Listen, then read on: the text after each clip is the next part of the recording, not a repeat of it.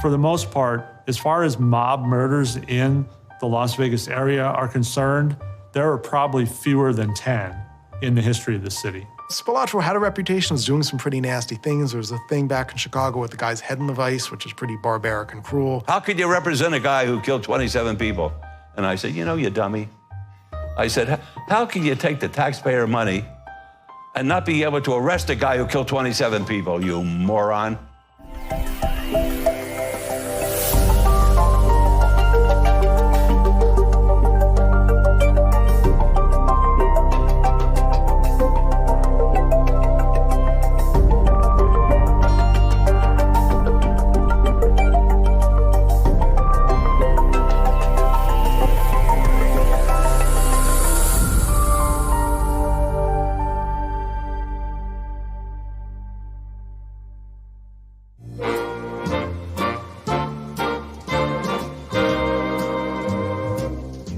The mob in Vegas go back pretty far, and it has to do with casinos. And this is outside of people who were here during Prohibition, doing bootleggings. But in the 40s, you have this problem, which is it's legal to build casinos. There's an appetite for them. People will come and stay there, so the casinos are full. The problem is you can't really get money to build them. They brought their expertise, the mobsters did, their expertise and their capital, and Vegas gave them a place to operate. Nevada doesn't care if you were a mobster in Detroit before you came up into Las Vegas and set up operations. They're happy to have you. So it was a marriage of convenience and opportunity. Gonna cost about $2 million to $5 million, and no bank will lend you that much money to build a casino because they're so risky. So you want to go to people who know the casino business and the gambling business, and that's organized crime. That's where they come in. Now you can go to the University of Nevada, Las Vegas, and be trained formally in running a casino, right? Back then you couldn't. The people who knew how to run gambling operations were the people who had run them in Miami, Detroit, Cleveland, Dallas, elsewhere.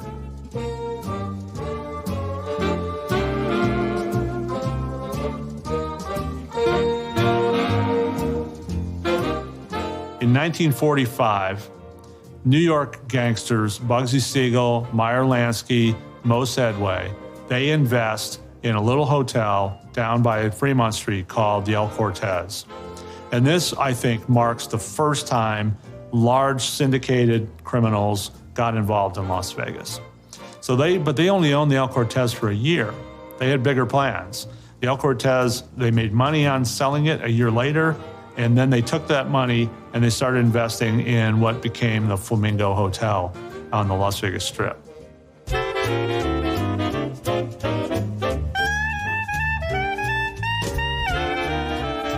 The Flamingo Hotel is often regarded as Bugsy Siegel's dream in the desert. The truth is, a man named Billy Wilkerson conceived the Flamingo. Billy Wilkerson was a nightclub owner in Southern California.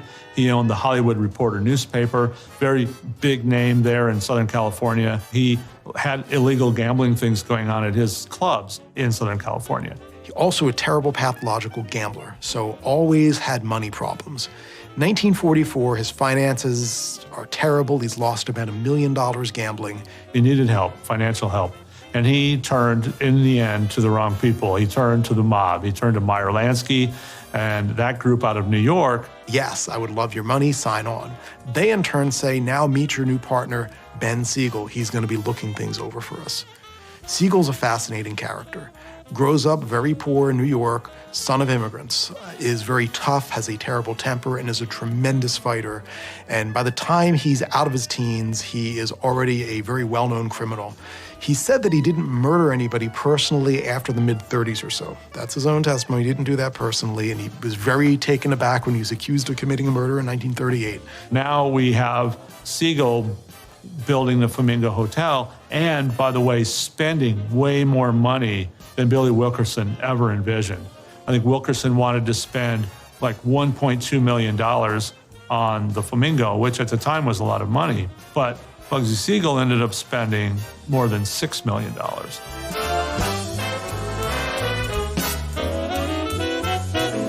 The opening of the Flamingo was one of the greatest disasters in the history of casino gambling.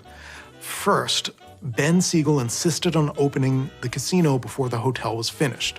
This was a terrible idea for a lot of reasons, mostly because the 5 years that the El Rancho Vegas had been open showed casinos do better when the hotel is there so the people don't have to leave. What happened was, if somebody got really lucky and won a lot of money one night, they would stay there and lose it back the next night. If you're just open and people are walking in and out, they're going to win and they're not going to come back. So I think two things were happening. I think the New York syndicate that was behind the Flamingo was very excited about the prospects because they knew they were going to make a lot of money, basically skimming off the top from this casino. They liked the design, they liked what its potential was, but they were growing increasingly frustrated with Siegel. Siegel was spending too much money. He was very arrogant about it. He wasn't really sharing with them everything that he was doing. Then after a while, the New York syndicate started hearing reports about maybe Siegel is skimming from them. In other words, he's skimming and then they're getting the rest of the skim. And they didn't like the sound of that.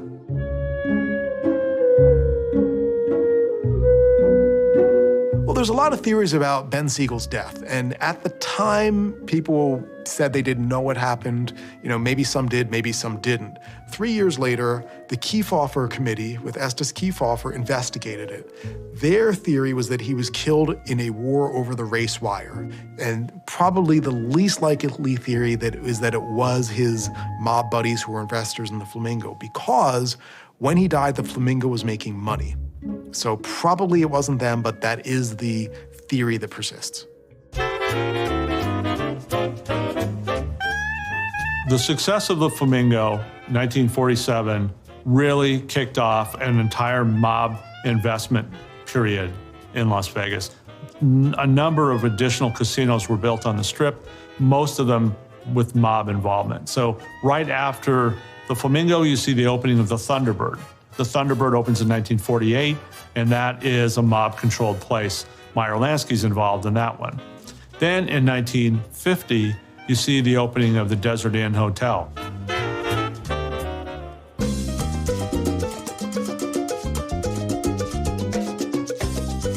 Meyer Lansky was the guy in Miami who was pretty much behind all the casinos there, very influential in organized crime. He set up his casinos in Havana too, and the idea was it was very easy for Americans to get there, especially from the East Coast. Same time zone, just pop right down there, pop back. When the revolution happened and Fidel Castro took over, at first people weren't sure what was going to happen. Then he nationalized the hotels and outlawed gambling, and they lost all their money, and they needed someplace to go. Meyer Lansky had a problem out here. I ended up being his local attorney before I was, I'd say, 28, 30 years of age.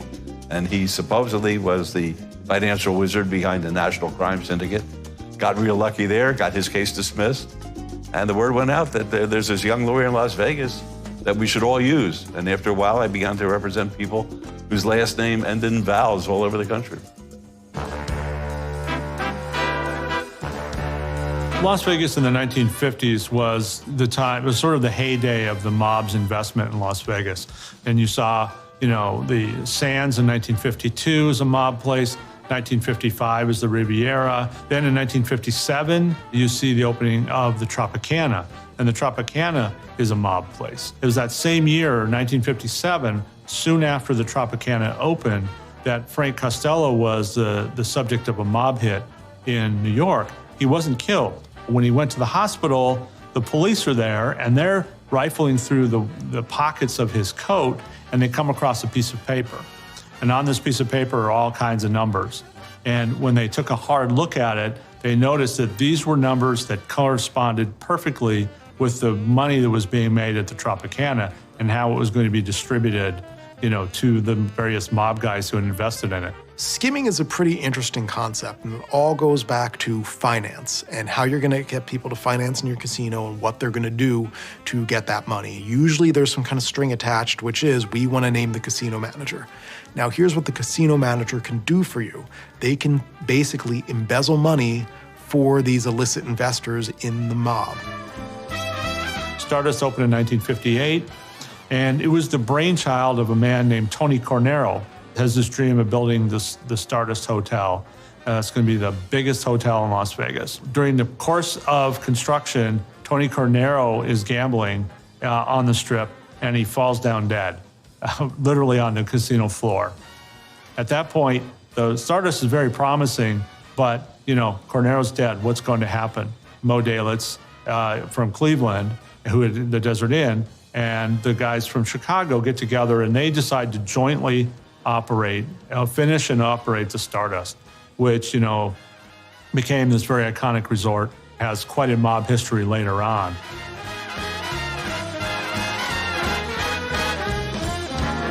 Stardust, if you've seen the movie Casino, Stardust is the real Tangiers. That's where the skimming operation went on. That's where Lefty Rosenthal and Tony Spilotro ruled. They put in charge of the skim a man named Frank Lefty Rosenthal. And Frank Rosenthal was an old sports bettor, probably considered the wisest sports bookmaker in America. They sent him out to Las Vegas to run the Stardust for them. They also send another person. They send a guy named Tony Spilotro to Las Vegas. Tony is going to be the guy who's going to protect the skims. So Tony Spilotro comes out to Vegas. He's working with Lefty Rosenthal, who was a brilliant bookmaker, absolutely great for that. He was running the casinos, allegedly supervising the skim. Spilotro's there to help him, kind of be his muscle. He kind of goes into business for himself with the Hole in the Wall gang, which is robbing places, and generally is making himself very well known, which is not good. Tony Spilotro was one of the most decent people that I ever did business with. Now, he never asked me whether he could kill somebody. He didn't tell me that he was going to send somebody out to break into somebody's wall and commit a home invasion or a burglary. Our relationship wasn't that at all. Spilotro had a reputation as doing some pretty nasty things. There was a thing back in Chicago with the guy's head in the vice, which is pretty barbaric and cruel, and just had the reputation as the kind of guy who didn't really care, and if he wanted something, he would take it whether you wanted to give it to him or not. I represented him when they were trying to put him in this list of excluded persons, the Black Book, which was, to me, the most unconstitutional invention that man ever made. It places the mark of Cain on somebody's forehead without the benefit of any kind of crime being committed, just because of somebody's reputation. There are certainly some allegations that he committed some heinous crimes on behalf of organized crime. There were a lot of crazy people that were involved with him that did do killings that have been documented. So we can't really say that Spilotro did that personally or whether it was something done by other people in his group. Anthony Spilotro said it best. We're sitting in the courtroom, got serious charges against him. By the way, he's never convicted of anything. Has serious charges against him. And he says, United States of America versus Anthony Spilotro? He says, that doesn't seem fair. Spilotro definitely had a reputation for violence. Other people say he was a great guy. Ben Siegel, if you caught him on a bad day, he would think nothing of pistol whipping you and, berating you. But other people said he was great. He gave to charities. He could be very kind. Tony would come to the office and he would say please to my staff. He would say thank you to my staff. He was very generous with them. When I left town, and most of my cases were out of town, he would call my wife and he would say, Mrs. Goodman, not Carolyn, Mrs. Goodman, is there anything you need? Are you all right?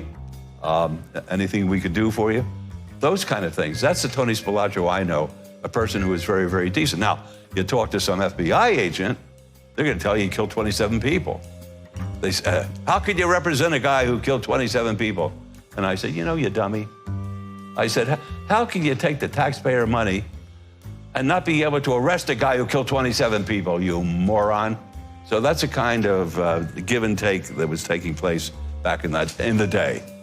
But Spilotro, to me, was aces.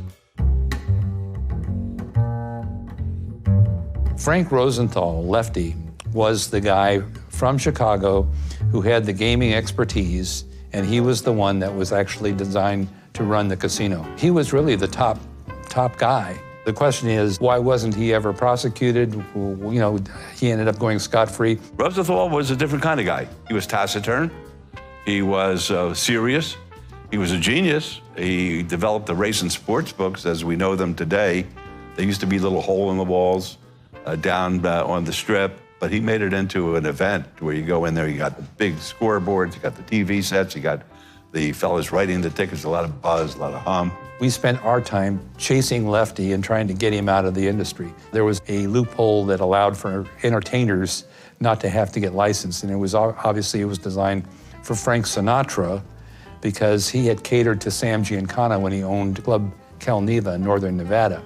The entertainer position was one that was earmarked for an exemption. Of course, Frank Rosenthal seized upon that and created the Lefty Rosenthal Show, in which he had various personalities, including Frank Sinatra and Sammy Davis and Telly Savalas and some of these other people as his guests. He was a kind of person who, if he saw a cigarette on the carpet, he would pick it up, throw it in the ashtray, and then fire the person whose job it was to have picked it up. He was demanding excellence at all times. His downfall, basically, is they pegged him as an associate, a friend of Spilotro, and neither of them ever denied it because they were friends. As we came down to the last, there was several hearings in an effort to get him out of the industry. And the last one, you know, he was hiding under this entertainment director umbrella.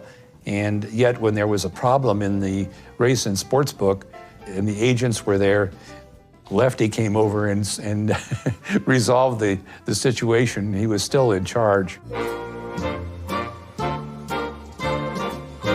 One would think that the mob in Las Vegas would have been violent like they were in Chicago, famously, or New York. They were very smart about Las Vegas because they knew that this was a town that depended on tourists. They did their business outside of Las Vegas. The meetings took place in Kansas City. The meetings took place in Chicago, Milwaukee, those kind of places. Las Vegas was sort of like a haven. If somebody was going to get whacked, they wouldn't whack them here in Las Vegas. They would take them across the border to Arizona or California and then chop their head off. Las Vegas had the golden goose that was laying the eggs. They didn't want to do anything, which brought attention to Las Vegas, which would cause the situation to change. For the most part, as far as mob murders in the Las Vegas area are concerned, there are probably fewer than 10 in the history of the city. Jeff's multiplication is pretty good, but no. Every once in a while, a head would be found in the desert, but you don't know whether the head was dragged in by a coyote that lived in Arizona. Who knows? My mother said it best. She says, Oscar's clients never hurt anybody. They just kill each other. There was a lot of truth to that. We who lived in Las Vegas, if there was a mob presence, we didn't feel it. I often think about, okay, what were people thinking at the time in the 50s and 60s about the mob?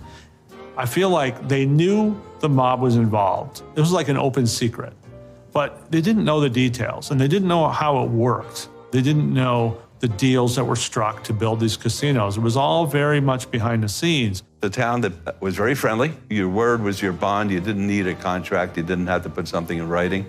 Great deal of integrity. You went in.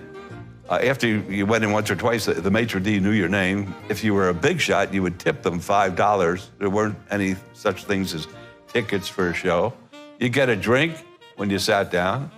You saw a great show, and just an experience that nobody today is really able to understand when they come here. They all sort of fell down at the same time. They collapsed under the pressure of FBI wiretaps, of informants who testified as insiders about the activity that was taking place there. They sort of all disappeared overnight. I like to say that when I became the mayor, they all left town because they had nobody else to represent them. But I don't go that far anymore. It was a real loss for the organized crime people when some of these more direct people were moved out in favor of legitimate operations. These were legitimate companies that had auditable financial statements and didn't have the affiliations that some of these other people did. Then as time went on, these individuals who were the front people, they were either caught or their bosses in other parts of the country were indicted, and the town changed. Howard Hughes came in here and supposedly legitimated it, although I'm not one of these guys who's a Howard Hughes fan. I never saw him put one piece of rebar in the ground, but that's neither here nor there. In the late 60s, when Hughes is investing in Las Vegas, you see the emergence of Kirk Kerkorian. He builds in 1969 the International, which later became the Las Vegas Hilton, which is today the Westgate. Well, this was the biggest hotel in Las Vegas at the time. And, Kerkorian did not need mob money to build it. He got, typical loans. Then in 1973, Kerkorian goes even bigger, and he builds the first MGM Grand on the Strip, which is now Bally's. And with those individuals, you started to see more traditional lending sources, Wall Street and so on. Actually, Michael Milken, he in fact changed the face of the industry with the loans that he made to Steve Wynn and others to build the mega resorts that we had today. If you're looking for an end to the mob era in Las Vegas, one way to look at that would be the murder of Tony Spilotro in 1986. He thought he was doing a great job. Chicago mob didn't think he was doing such a great job anymore. They invite him back to Chicago in 1986, presumably for a meeting. Instead, they beat him to death with his brother Michael, and then they bury him in a cornfield in Indiana. You can mark the beginning of the corporate era, I think, in 1988, and that would be with the opening of the Mirage Hotel on the Strip. The Mirage was the first casino in Vegas to open with 3,000 rooms on opening day. Their idea was this is not a casino resort, but a resort with a casino. And it was tremendously successful, tremendously profitable. In the 90s, a lot of other places opened seeking to emulate that success. Then you have the opening of the Excalibur, 4,000 rooms. Then you have the new MGM Grand, 5,000 rooms. You have the Luxor, 4,000 rooms. And you start seeing the emergence of the Rio and the Hard Rock and the Bellagio and the Venetian and the Paris. And all of these iconic casinos that you see on the Strip today were built during the 1990s when things absolutely went bonkers, much like they had during the 50s.